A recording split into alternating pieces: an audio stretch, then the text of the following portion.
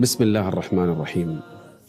سار النبي صلى الله عليه وآله وسلم مع صاحبه أبي بكر يخدمهما عامر بن فهيرة ومعهما عبد الله بن أريقط الدليل. الأربعة يسيرون في طريق من أجمل الطرق، إنه طريق إلى اليوم محفوظ مكانه، معروف كل حركات النبي صلى الله عليه وسلم وتنقلاته معروفة إلى اليوم، من مكة عن طريق الساحل إلى المدينة. الناس هناك يعرفون أن النبي صلى الله عليه وسلم سيأتي، وكل أهل المدينة جاهزين ومستعدين وينتظرون، لكن ما يعرفون بالضبط متى سيصل إليهم رسول الله صلى الله عليه وسلم. في الطريق رأى النبي صلى الله عليه وسلم وأبو بكر راعي يرعى الغنم، فجاء إليه وسلم عليه فاستسقياه من اللبن. عندك شيء من اللبن؟ قال والله ما عندي غير شاة تحلب، غير أن ها هنا عناقا حملت أول الشتاء وقد أخرجت ولدت، لكن ما بقي لها لبن، ما عندي شيء، اللبن اللي في الناقة كله جف. فقال النبي صلى الله عليه وسلم للراعي ادعو بها. قال ما فيها لبن. قال ائت بها. فجاء بالناقة والنبي صلى الله عليه وسلم الآن والراعي أبو بكر وعامر عبد الله كلهم موجودين. فمسح النبي صلى الله عليه وآله وسلم على ضرعها، ضرع الناقة، ودعا الله عز وجل لها شيئا فشيئا حتى بدأ اللبن ينزل منها.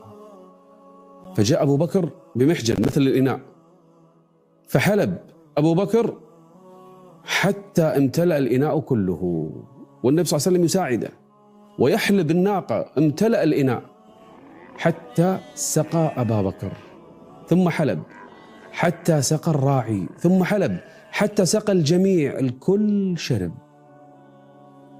الراعي قاعد يشوف شو المعجزة هذه، شنو هالناقة اللي ما كان فيها لبن أبدا، فجأة امتلأ اللبن، فجأة شربنا كلنا، فجأة لا زال اللبن فيها. وشوف أخلاق الرجل، أخلاق عالية. فسأله الراعي من أنت أيها الرجل؟ أنت منو؟ فوالله ما رأيت مثلك قط، عمري ما شفت إنسان مثلك. فقال له النبي صلى الله عليه وسلم أو تراك تكتم علي إذا أخبرتك؟ إذا قلت لك تكتم السر؟ قال نعم. قال فإني محمد رسول الله. فقال الراعي أنت الذي تزعم قريش أنه صابئ؟ أنت اللي يقولون لنا أنت إنسان صابئ، يعني ترك دينه ودين آباء وأجداده؟ فقال النبي صلى الله عليه وسلم إنهم لا يقولون ذلك. شوف الأسلوب الجميل، قال هم يقولون هذا الكلام. فقال الراعي مباشرة لما شاف الأخلاق، شاف المعجزة، شاف أسلوب النبي معه، قال أشهد أنك نبي، وأشهد أن ما جئت به حق، وأنه لا يفعل ما فعلت إلا نبي مبعوث من قبل الله. فقال النبي صلى الله عليه وآله وسلم، يعني فرح النبي بإسلامه، فقال الرجل وقال الراعي سأمشي معك وسأتبعك وسأسير على دينك. فقال له النبي صلى الله عليه وسلم الآن لا تستطيع ذلك، يعني أؤمن وخلك على إيمانك وعلى إسلامك، لكن اكتم هذا الأمر، الآن لا تستطيع ذلك. فإذا بلغك، إذا جاء اليوم بلغك أني قد ظهرت وظهر أمري فالحق بي في ذلك اليوم. والنبي واثق أن هذا اليوم سيأتي، وكان خير وبركة على هذا الراعي وهو يسير في طريقه. مشى النبي يمشي، أبو بكر معاه، اثنين معاه، يمشون في الطريق. شافوا من بعيد خيمة وخلص الأكل اللي عندهم، اقتربوا من الخيمة فإذا فيها امرأة عجوز تسمى أم معبد من بني خزاعة، خزاعية. وهذه المرأة كهلة عجوز لكنها قوية جلدة، وكانت دائما تحتبي تجلس بفناء الخيمة، وأي واحد يمر عليها عندها طعام عندها شراب تعطيهم، أي واحد يمر عليها. فسلموا عليها ثم سألوها، قالوا هل عندك لحم؟ هل عندك تمر؟ هل عندك شيء لبن؟ نريد أن نشتري منك، أنا ببلاش، أي شيء عندك نعطيك مقابله ثمنا. قالت والله ما عندي شيء. بحثوا شافوا إي والله الخيمة كلها ما فيها أي شيء، لأن أصابهم في ذلك الوقت جدب وقحط. فنظر النبي صلى الله عليه وسلم، الآن هذه العجوز تطالع الرجال ال4، تشوف أخلاق النبي صلى الله عليه وسلم ما تعرفه. شاف النبي صلى الله عليه وسلم شاة موجودة ضعيفة هزيلة بجانب الخيمة، فقال لها يا أم معبد ما هذه الشاة؟ شنو هذه الشاة يا أم معبد؟ فقالت له شاة خلفها الجهد عن الغنم، ما قدرت حتى ترعى مع الغنم الضعيفة اللي عندنا مع أبو معبد، ما أخذ الغنم وهذه ما قدرت تمشي، ما فيها شيء حتى لحم ما فيها. فسألها النبي صلى الله عليه وسلم يا أم معبد هل بها من لبن؟ قالت هي أجهد من ذلك، لحم ما فيها، وين اللبن؟ فقال النبي صلى الله عليه وسلم لأم معبد تأذنين لي أن أحلبها؟ شوف شلون يستأذن، شوف شلون الأخلاق النبوية، وهي قاعدة تراقب الأخلاق شلون يعاملون اللي وياه. قال تأذنين لي أن أحلبها؟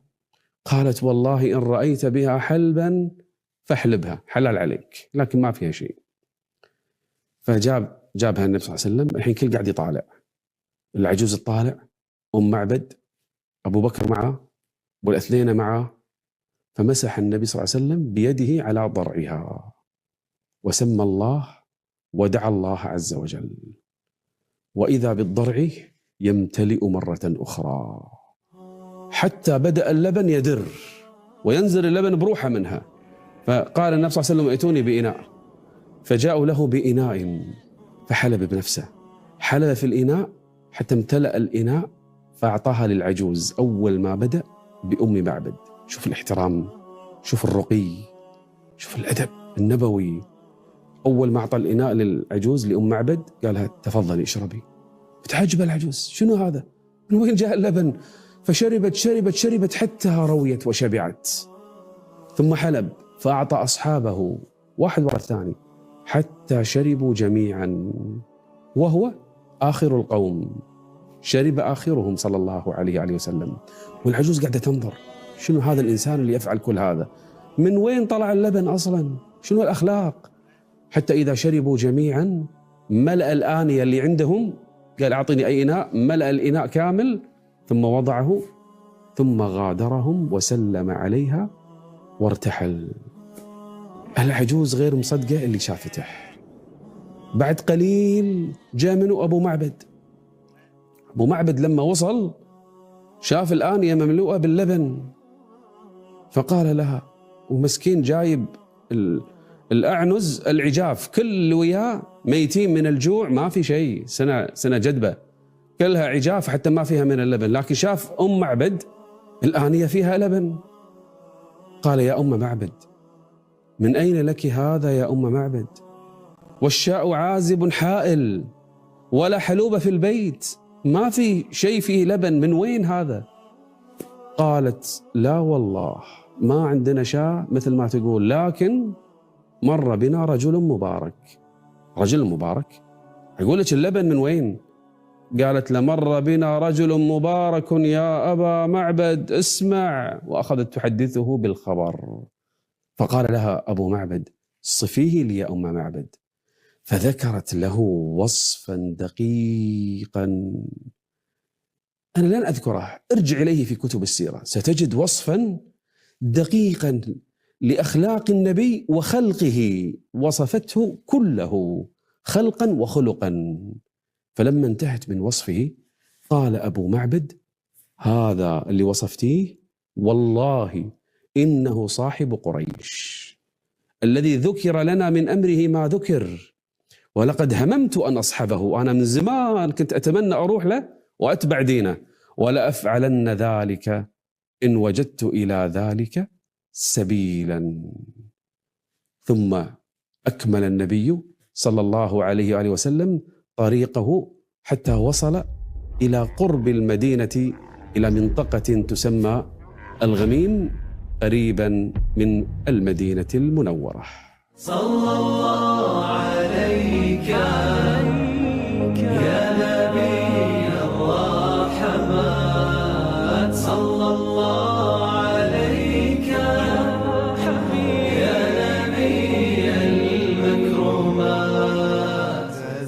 جاني الشوق لأهل الحجرات. وصل النبي صلى الله عليه وسلم إلى أطراف المدينة، للحين ما وصل المدينة. جاءه سيد القوم اسمه بريدة بن الحصيب. بريدة كان سيد قومه وما كان أسلم، لكن سامع برسول ونبي راح يجي المدينة والناس تقول الكلام، فجلس مع النبي صلى الله عليه وسلم فدخل في الإسلام وشرح الله صدره. شوف الخير إذا يبدأ ويزداد وينتشر ويبارك الله فيه. فأسلم بريدة ودعا قومه، وأسلم أكثر من 80 بيت دخلوا في دين الله، للحين ما وصل للمدينة. وشوف البركة على هذه المدينة. وصلى النبي بهم صلاة العشاء جماعة وعلمهم دين الله عز وجل. البركة تحل حيث حل النبي. في الطريق أيضا وجده الزبير بن العوام، وكان قد أسلم في ركب من المسلمين وكانوا قادمين من تجارة. فلما رأى النبي رحب بالنبي صلى الله عليه وسلم وسلم عليه وجلس معه، وكسى النبي وأبا بكر ثيابا بيضاء، علشان لما تدخلون المدينة تدخلون بهذه الثياب، ثياب بيضة. وأيضا شاف النبي صلى الله عليه وسلم منه طلحة بن عبيد الله، شاف الزبير أعطاه ثياب، أعطى أيضا النبي صلى الله عليه وسلم وأبا بكر شيئا من ثياب الشام. كل واحد فرحان يعطي رسول الله الثياب علشان إذا قدم إلى المدينة يلبسها. لين وصل النبي صلى الله عليه وسلم إلى منطقة تسمى قباء. الله، هذه قباء يعني تعتبر في المدينة لكن بعيدة عن المركز. قباء وصل النبي صلى الله عليه وسلم، وكانوا الأنصار هناك الأوس والخزرج كانوا كل يوم إذا صلوا الصبح يروحون الحرة ينتظرون النبي صلى الله عليه وسلم أول النهار من الفجر، بعد صلاة الفجر يقعدون ينطرون. شوف ترى حب الأنصار لرسول الله ما كان عادي. تخيل الواحد ينطر غائب يجيله، زي مرة ينطر مرتين، لا كل يوم. الله أعلم من متى، لين يصير حر شديد، يشتد الحر، يرجعون لمنازلهم. لين جاء يوم 12 من ربيع الأول، وكان يوم اثنين أيضا 14 من البعثة، لكن التاريخ راح يتغير، راح يصير اسمها السنة الأولى من الهجرة. كان شهر ربيع الأول 12. خرج الأنصار على عادتهم في هذا اليوم بعد صلاة الفجر، فلما اشتد الحر رجعوا إلى بيوتهم. وكان في يهودي في قباء هناك، كان في يهودي على حصن من حصونهم، أطم من آطامهم، على مرتفع من مرتفعاتهم، قاعد يطالع من بعيد، ما رجع مع الناس، قاعد يدور له شغلة يطالعها من بعيد، حلال له ولا أي شيء. فجأة شاف النبي صلى الله عليه وسلم من بعيد، واليهود يدرون ويعرفون النبي أكثر من أولادهم ويعرفونه بصفاته، وقبل الأنصار يعرفونه أصلا وناطرينه. فاليهودي لما شاف من بعيد النبي وأبو بكر والاثنين معاه صرخ بأعلى صوته: يا معشر العرب، يا معشر العرب، هذا جدكم الذي تنتظرون، يعني زعيمكم اللي تنتظرونه وقائدكم اللي تنتظرونه ترى وصل، هذا جدكم الذي تنتظرون. أول واحد شافه منه واحد من اليهود. فثار المسلمون في قباء، فثار المسلمون إلى السلاح، كل واحد يشيل سلاحه. تخيل لحماية رسول الله شايلين السلاح، أبطال والله. لما نقول الأنصار ترى أهل بطولة وفروسية وشجاعة وكل شيء، هذا الأنصار، هذا اللي الله اختارهم لرسول الله. ثاروا إلى السلاح، وإذا بهم يخرجون إلى الحرة يتلقون رسول الله صلى الله عليه وسلم. وارتجت المدينة في ذلك اليوم بالتكبير: الله أكبر، الله أكبر. في بني عوف ارتفع التكبير، وكبر المسلمون بقدوم رسول الله صلى الله عليه وآله وسلم، وخرجوا للقائه، تلقوه وهم يحيونه: السلام عليك يا رسول الله، السلام عليك يا نبي الله. حتى الأنصار اللي طالعين مو عارفين من الرسول. جاء النبي وأبو بكر يمشون مع بعض، الناس يسألون أي واحد فيهم الرسول، لأن الأعمار متقاربة، سنتين أصغر من الرسول أبو بكر، ويسألون هذا الرسول هذا الرسول. الناس مو عارفة، بعضهم ما شهدوا البيعة. حتى لما حميت الشمس أبو بكر شال شيء يظلل رداءه يظلل النبي صلى الله عليه وسلم، فعرف الناس هذا أبو بكر وهذا النبي صلى الله عليه وسلم، فاجتمع الناس حوله، والسكينة والرحمة تغشاه، والوحي ينزل عليه، فإن الله، هذا النبي، فإن الله هو مولاه، وجبريل وصالح المؤمنين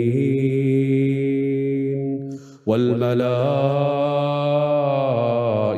بعد ذلك ظهير. نزل النبي صلى الله عليه وسلم عند الأنصار في قباء للحين، هذه المرحلة الأولى لحين ما دخل المدينة في وسطها، نزل في قباء يريح، والناس حوله ويأتون يسلمون عليه، والناس فرحانة، وابتهجت قباء تلك الساعة كلها فرحة بمقدم رسول الله، والمهاجرون يقدمون على المدينة من كل جهة من مكة، يتوافدون على مدينة رسول الله. للفقراء المهاجرين الذين أخرجوا من ديارهم وأموالهم يبتغون فضلا من الله ورضوانا وينصرون الله ورسوله، أولئك هم الصادقون. المهاجرون توافدوا إلى المدينة، والنبي وصل إلى قباء، وناس كانت لحم موجودة في مكة إلى الآن ما خرجت منها. منه؟ علي بن أبي طالب. علي تأخر، أقام بمكة بضعة أيام حتى يؤدي الأمانات والودائع. تخيل الرجل اللي يطاردونه عشان يقتلونه أماناتهم عنده، ورايحين يستلمون ودائعهم من علي. تخيل التناقض اللي عندهم، والنبي الحين في قباء، وبعد يوم يومين بعد أيام وصل منه؟ وصل ابن عم النبي علي بن أبي طالب رضي الله عنه، وصل إلى قباء، والنبي للحين جالس في قباء، فالتحق بنبيه وحبيبه صلى الله عليه وآله وسلم، والنبي يسأله ماذا فعلت؟ أرجعت الودائع كلها يا رسول الله، فلان فلان فلان أعطيتهم كلهم، ألم أخبرك يا علي أنه لن يصيبك منهم شيء؟ والتحق علي بن أبي طالب برسول الله. ومن الناس اللي تأخروا كان محبوس صهيب الرومي، كل ما يبي يخرج للهجرة ما يخلونه، كان عنده أموال وعنده خير ورجل تاجر صهيب، لكنه ضعيف ما عنده أحد في مكة، حبسوه ما خلوه، ويترجاهم خلوني أبي ألحق برسول الله، مو مخلينا. يقولون له أتيتنا صعلوكا حقيرا فكثر مالك عندنا، لما صار عندك أموال وبلغت الذي بلغت، الآن تريد أن تخرج بمالك ونفسك؟ والله لا نسمح لك ولا يكون ذلك. فقال لهم صهيب يا قوم أرأيتم إن جعلت لكم كل مالي، كل فلوس يعطيكم إياها، أتخلون سبيلي؟ قالوا نعم. طبعا يشهمهم غير الفلوس. قال أشهدكم أني جعلت لكم مالي كله. قالوا وينه؟ قال روحوا شوفوا أسكفة الباب، عتبة الباب، احفروا تحتها فإن تحتها الأواقي. اشترى نفسه بكل أمواله وطلع ولحق على النبي. وين كان النبي؟ في قباء. النبي الحين في قباء صلى الله عليه وسلم. شوي بعد أيام وهو في قباء بين أصحابه وبين أنصاره، يشوف ظل منه؟ صهيب الرومي. أول ما وصل صهيب النبي يقول له يا أبا يحيى، يا أبا يحيى، ربح البيع، ربح البيع، ربح البيع. أي بيع؟ بيع يعني البيع اللي سويتها يا أبو يحيى يا صهيب، الفلوس اللي دفعتها عشان تنجي نفسك وتهاجر في سبيل الله فقيرا، ربحت بالبيع. فيقول يحيى أبو يحيى صهيب يقول يا رسول الله والله ما سبقني إليك أحد، ما حد هاجر ويدري عن الخبر وسبقني. شلون عرفت؟ شلون عرفت يا رسول الله أنني ضحيت بمالي كله؟ والله ما أخبرك إلا جبريل. قال نعم أخبرني جبريل. ونزل في صهيب قول الله ومن الناس من يشري نفسه ابتغاء مرضات الله والله رؤوف بالعباد. والنبي في قباء ترى لحين ما دخل وسط المدينة، المئات ناطرين هناك، المدينة كلها عن بكرة أبيها لحين ناطرة، هذا بس في قباء. الحين الفرحة الآن بدأت في قباء. منو سمع بالخبر؟ في رجل اسمه سلمان الفارسي. يمكن بعضكم يعرف انه سلمان اللي من فارس، اللي هد ابوه ودينه عباده النار المجوس، وراح الشام يبحث عن الدين الحق، وبعدين راح لجهه المدينه يبحث عن النبي اللي راح يبعث الان، واسر في طريقه وجابوه للمدينه، وصار عبدا عند واحد يهودي يشتغل عنده.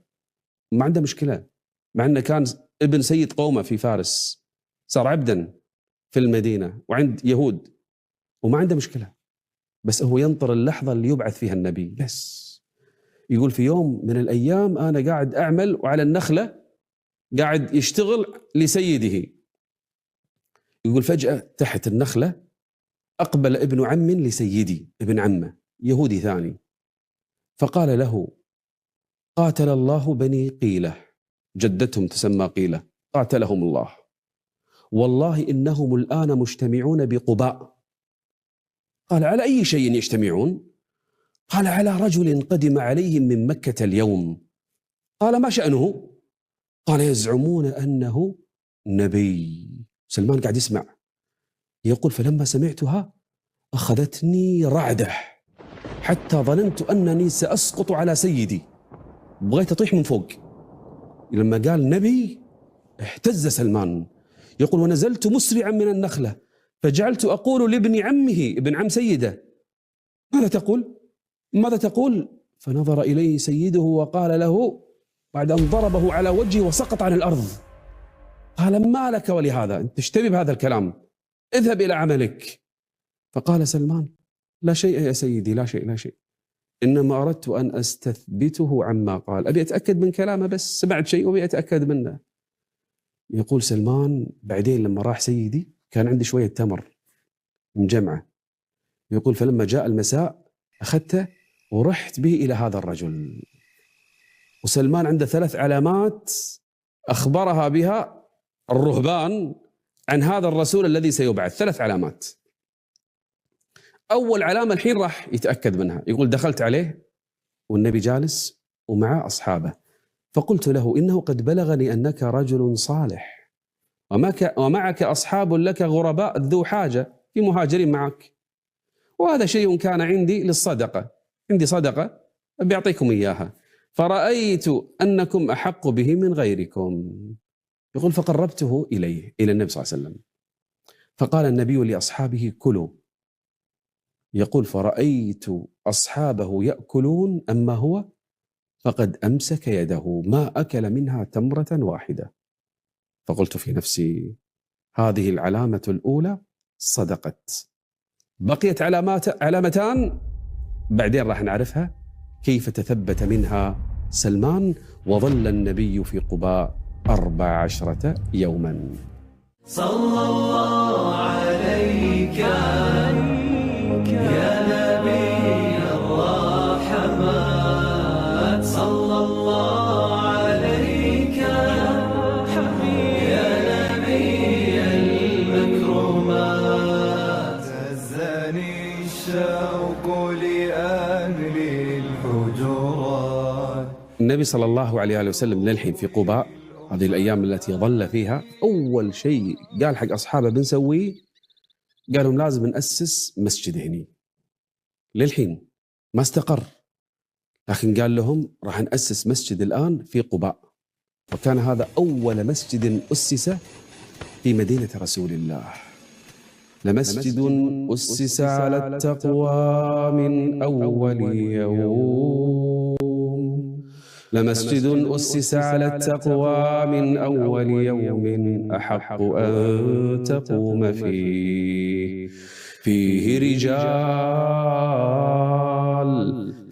رجال يحبون أن يتطهروا والله يحب المطهرين.